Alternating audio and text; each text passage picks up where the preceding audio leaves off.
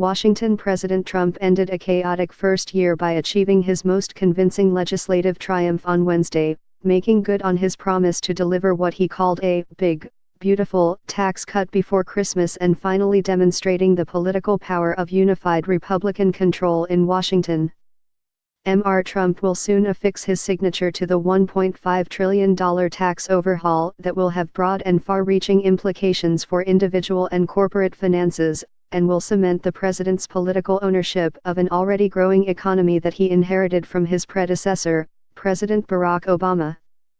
House lawmakers gave final approval to the tax bill on Wednesday, voting 224 to 201 to drop the corporate rate to 21%, from 35%, and to deliver tax breaks to other businesses.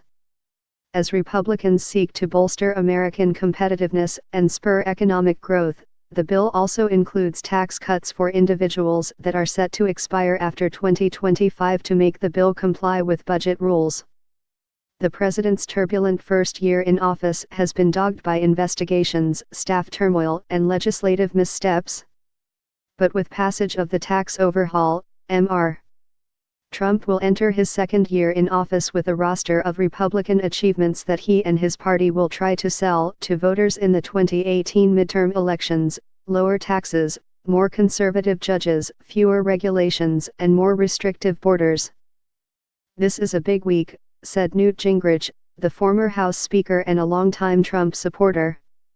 "A wide range of people are starting to say, 'I like him,' the tweets may irritate me, but something's happened." Clearly this was the piece de resistance, this bill at this moment just before Christmas. It is not clear whether Mr. Trump is going to sign the bill before the end of the year. Republicans need to work with Democrats to avert automatic spending cuts that could be set off as a result of the tax bill adding to the deficit.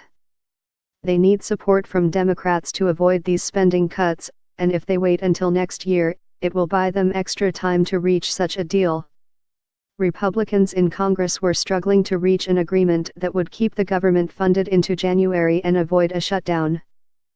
At the White House on Wednesday, Mr. Trump presided over a grand celebration on the South Portico, flanked by Republican lawmakers and members of his cabinet in a show of unity. A Marine band played Christmas carols while the president and his party soaked up a moment long in coming.